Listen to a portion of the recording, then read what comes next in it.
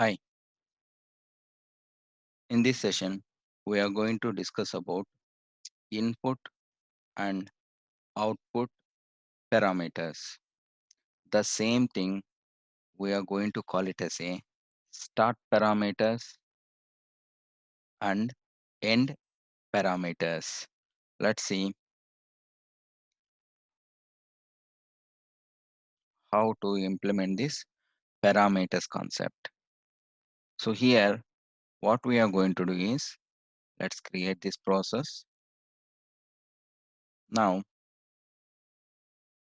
just create, will I explain so why we required this input and output parameters in previous class. So we have done circular path, right? So let me open that particular circular path concept, this one. If I want to copy the complete thing, observe this how we are doing. Copy, select, and then control C. And here in this particular thing, we required to implement this. Then we need to call that in a separate page. Let's page 1. Here we are going to paste this particular process. Now it has been created, but so we have two ends. We don't require remove one end. Now, if you want to call this page 1 in your main page, then how we are going to do that? We are going to implement this by using page concept. Let's pull the page, create a reference. This is the page 1, and then this one. Observe this. Now, if you want to run this, then just if you run, then it is going to run the page 1, and then it will run the 9 times minimum and maximum value based on whatever the initial values we have given, right? Now, our requirement for the parameters is during your runtime, the values which we are going to give it to the another process, it should change during runtime. It has to pass some other values through another process. In simple way, to understand that, now observe this. We have a page 1. Here we have minimum value is 0, maximum value is 9. But during runtime, I need to pass some other values here. Then how to do that? During runtime, the minimum value has to change 50, and then maximum value it should be 60. Then how to do that, right?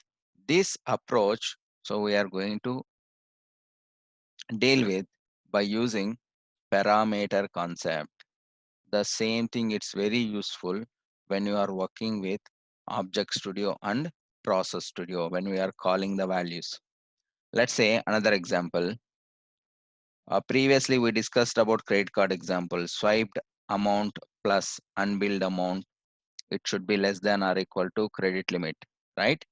In that situation also, the swiped amount will come from some other swiping machine, right? Unbilled amount will come from some other process already from database, or it will pick. Now these two has to be add in another process, and then it need to validate by your credit limit, right? Then from where your swiped amount will come, some other process, and unbilled amount will come from some other process. These two has to be come and then integrate in one process, and then values has to be calculated, right? So here we'll see with this example how to pass one page value or one process value to other process, or before running the process, whatever the value we are going to give it to the process, that is start parameters, or we'll call it as input parameters. Now first we will discuss input parameters, then we will go with output parameters. Now If you double click on a start, observe this input. We don't have any parameters here, right? Okay. When you observe this end, then it will be output. This is output parameters. Now, if you want to create any values here, input and output parameters, we need to create parameters first. If you observe the main page, in a page 1, we have input and output. Do you have any values here? No, right? We don't have any input. We don't have any output. Come to the page 1. We need to create parameters here. So you can remember one thing. So blindly, where we are going to use values, there we need to create input parameters. Remember the statement. Where we are using values, there we need to create input parameters. Here in this one, we have a main page, we have a page 1. Where we are using the values? Are you using the values in main page? No. Are we where we are using the values? Here, minimum and maximum. Here this in a page 1 we are using values. Means we are going to create parameters here. Our requirement is when during the runtime, minimum value has to take some other value, maximum value has to take some other value. Now, first, we need to create parameters here. Observe this input. To create parameters, click on this. Now, this one, name. Let's give first and then another name. Second, two parameters we are creating, input parameters. One is first, one is second. And then what will be the data type? It will be number, right? Number. And then where you need to store this value? When you give some value to this first, where you need to store? We need to store it in first will be in minimum and then next will be in maximum. Now what we have done, we created input parameters here. Let's click OK. When you created the parameters, then only you can able to see that parameters here in your main page. Observe this. Previously it is not available here. Like observe this if you output. So we don't have because we didn't create it. But we created input parameters. It is visible. Now it is asking the value. What is the value for the first? What is the value for the second? You can pause this to through some collections or through some Excel file. Going forward, we will see that for our understanding now here. So let me give for this first 99 and then for the second 106. It means this 99 value, it will assign to first. 106 value assigned to second. When you running this process, it will start, it will trigger the page 1. When the page 1 triggered, it will assign those values to first and second.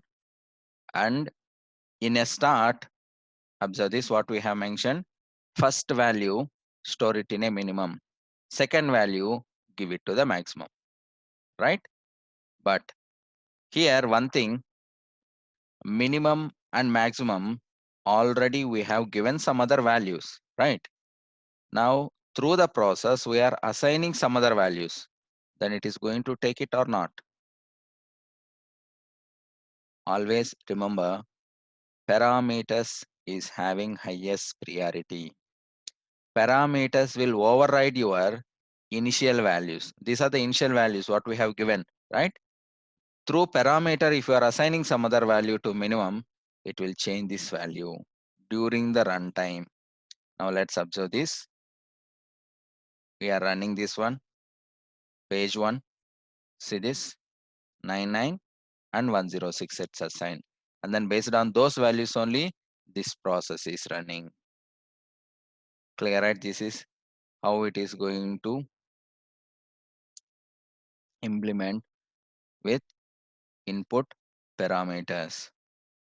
So here, don't get confused. One thing you need to remember, see this, if you reset, again it will go to 0 and 9. So here one thing we need to remember, where we are using values, there You have to create parameters, and where this process or page you are calling, there you need to assign values for those parameters, creating it in one place, assigning the value in another place. Remember this. Creating here, we are creating. And then where we are assigning, where you are calling this page or process in a main page. Where you are calling, there you need to assign the values for the parameter. These two statements need to remember. So this is about how to work with input parameters. In next, we will see how to work with output parameters. Thank you.